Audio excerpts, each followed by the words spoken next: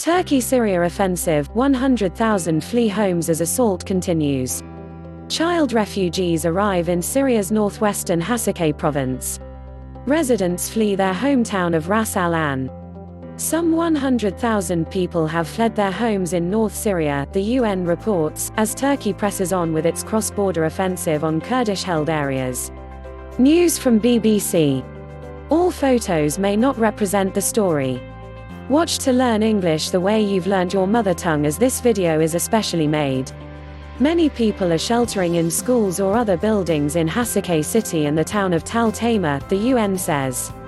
Turkey took action on Wednesday after US President Donald Trump pulled American troops out of the area. At least 11 civilians have died.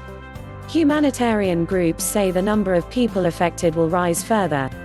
Dozens of fighters from the Kurdish-led Syrian Democratic Forces (SDF) and pro-Turkish factions have been killed. The first death of a Turkish soldier was confirmed by Turkey's military. Analysts say the US withdrawal in effect gave Turkey the green light to begin its cross-border assault. Much of the region has been outside the control of the Syrian government as a consequence of the civil war which began in 2011. It has been controlled by the SDF since 2015. The SDF have been key allies of the US in the battle against the Islamic State (IS) group, but Turkey regards the Kurdish militias of the SDF as terrorists who support an anti-Turkish insurgency. Turkey defended its offensive as a bid to create a safe zone free of Kurdish militias which could also house Syrian refugees.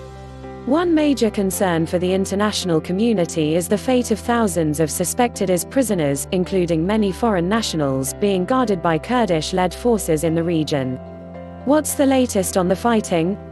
IS said it had planted a car bomb attack that killed 6 people, both civilians and members of the security forces, in the border town of Kamishli on Friday. On Thursday, Turkish troops partly encircled the towns of Ras al-Ain and Tal Tamer. But while the Turkish military said its operation was going to plan, Kurdish sources and activists from the Syrian Observatory for Human Rights (SOHR) said the offensive had not made much progress. Turkish warplanes have struck targets in both towns, and video footage has shown columns of smoke rising above them. Tal Tamer's only public hospital has been forced to close. The Kurdish Red Crescent said there had been 11 confirmed civilian deaths so far and 28 serious injuries, mostly in Ras al-Ain and another border town, Kamishli. Some are children. At least 5 people, including a Syrian baby, were reportedly killed in Kurdish shelling of Turkish border towns. The SOHR reported at least 29 deaths among the SDF and 17 from among pro-Turkish Syrian rebels, known as the Syrian National Army, as more than 10 villages fell into Turkish hands. In a later report they said that 7 members of pro-Turkish forces including a Turkish soldier had been killed as the SDF retook a village in Tal Tamer region. Turkey's military confirmed a soldier's death, and said 3 others had been wounded. Turkey's Anadolu news agency said late on Thursday 228 Kurdish militants had been neutralized since the start of the operation. The casualty reports could not be independently verified. What about displaced people? A refugee crisis is developing. The UN's Office for the Coordination of Humanitarian Affairs (OCHA) gave the figure of 100,000, but aid groups say as many as 450,000 people could be forced to move. According to aid workers on the ground, the vast majority of civilians have fled Tal Tamer and those who remain fear for their lives. OCHA said the Turkish bombardment had affected key civilian infrastructure such as water stations. Thousands of people could lose adequate access to clean water in the Hassakeh region, it reports.